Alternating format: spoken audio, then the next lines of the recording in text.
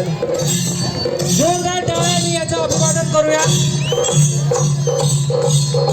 माझा वेंगुर्ला पतंग महोत्सव 2025 मधला हा एक अविस्मरणीय क्षण. टीम बेंगलोरचा लिम्का बुक ऑफ रेकॉर्ड्स मधला गतकाली हा पतंग आकाशात झेपावलेला आहे. सर्वांनी हा क्षण आपल्या डोळ्यामध्ये साठवून ठेवावा असा आहे. वाऱ्याची सुंदर साथ लाभली आहे.